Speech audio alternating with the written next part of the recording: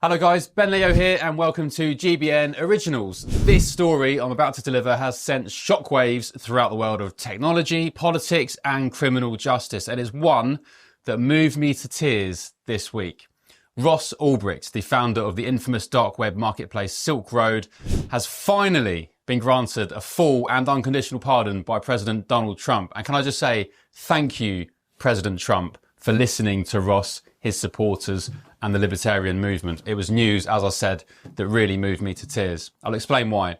This dramatic turn of events marks the end of a saga that began over a decade ago and raises important questions about the nature of justice, the war on drugs, the failed war on drugs in my opinion, and the role of the executive clemency in our legal system. So for those unfamiliar with the case, let's start with a brief overview. And this is going to be very simple because I understand it is a very complex case, but just to get you up to speed, Ross Ulbricht, now 40 years old, he was the founder and the creator of Silk Road. It was an online marketplace that operated on the dark web from 2011 to 2013. The site was only accessible through special software, Tor. It was a browser, first I think created by the US military to protect privacy on the internet. Anyway, it became notorious for facilitating the sale of illegal drugs using Bitcoin as its currency. In 2015, Ross was convicted on 7 charges relating to Silk Road, including drug trafficking, money laundering and conspiracy.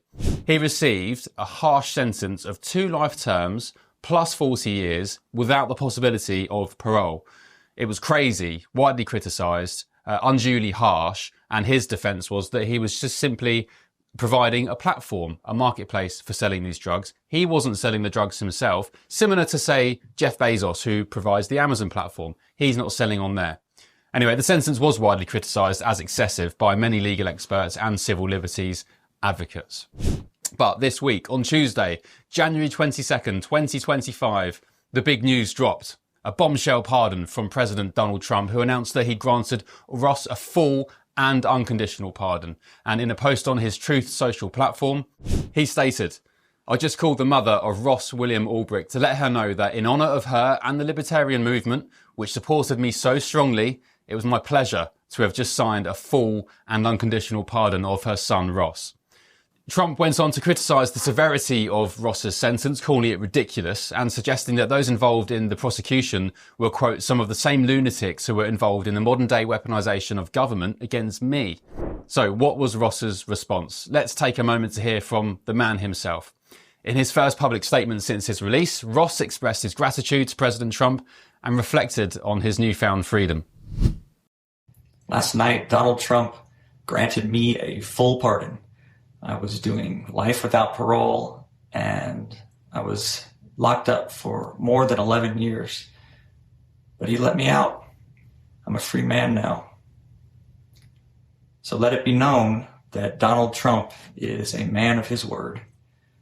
Thank you so much, President Trump, for giving me this amazing blessing.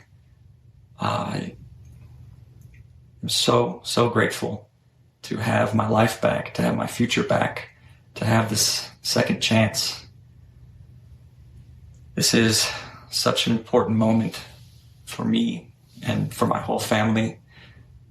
It's an important moment for everybody who's been working for this for years. This is a victory, and it's your victory too. And this is an important moment for everybody, everywhere, who loves freedom and who cares about second chances. So it feels amazing to be free, to say the least. It's overwhelming, and for the next however long we need, I'm going to be with my family so that we can reunite and be whole again and heal. But there's a lot to talk about, and I look forward to re-engaging with the free world. And so once I'm feeling up to it, we'll talk again. Ross's words were powerful and emotional, reflecting the enormity of this moment for him and indeed his family. And after more than a decade behind bars, facing the prospect of, well, quite frankly, spending the rest of his life in prison, he even once described how he had accepted the fate that he'd leave prison one day, but only in a body bag, he now has a second chance at life. And while Ross and his supporters are celebrating this decision, it's also important to note that the pardon hasn't been without controversy. Critics argue that it sends the wrong message about the seriousness of drug-related crimes and could potentially encourage others to engage in similar activities. Prosecutors in the case have maintained that Silk Road was responsible for enabling the sale of hundreds of millions of dollars worth of illegal drugs and other illicit goods, and they argue that the site's operations led to numerous overdoses and contributed significantly to the opioid crisis. However, supporters of Ross, including many libertarians and cryptocurrency enthusiasts, have long argued that the sentence was totally disproportionate to his crimes. They contend that Silk Road was a free market experiment that reduced violence associated with the drug trade by moving transactions online and away from dodgy street corners.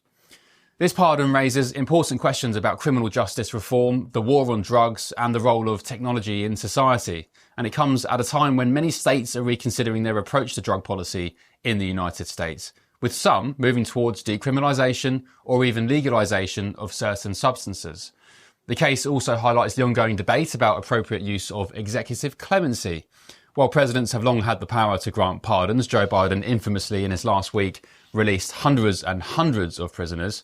The use of this power has become increasingly controversial in recent years. And on a personal note, I'd like to take a moment to acknowledge Lynn Ulbricht in all this, Ross's mother, who I've had the privilege of knowing for quite a while now. Lynn, I want to extend my heartfelt congratulations to you and your family this week.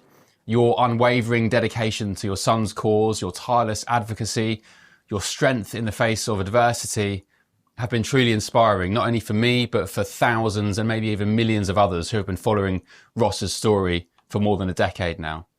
We've all witnessed firsthand the toll this ordeal has taken on you as a mother, but also the incredible resilience you've shown throughout. Your efforts haven't only contributed to this moment for Ross, but have also sparked important conversations about our justice system and the need for reform.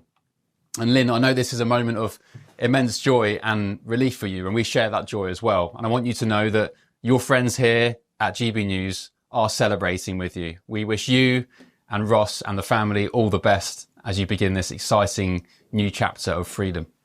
And as for Ross, the road ahead is likely to be both exciting and challenging because after more than a decade in prison, he faces the daunting task of reintegrating into a society that's changed significantly since his incarceration.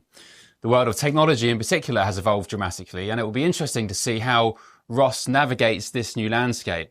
There are also questions about what Ross will do next, because in his statement, he mentioned that he has a lot to talk about and that he will be engaging with the free world very soon.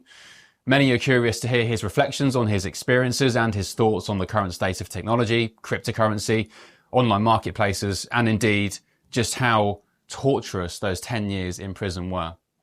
So in conclusion, the pardon of Ross Ulbricht is a complex story that touches on many of the most pressing issues of our time. It raises questions about the nature of crime and punishment in the digital age, the appropriate use of executive power, and the ongoing debate over drug policy in our society. And as we move forward, it's crucial that we continue to engage in thoughtful discussions about all these issues. The Silk Road case may be over, but the questions it raised about privacy, freedom, and the role of technology in our lives are more relevant than ever before. For GBN Originals, I'm Ben Leo. Thank you for watching. Don't forget to subscribe to GB News YouTube channel.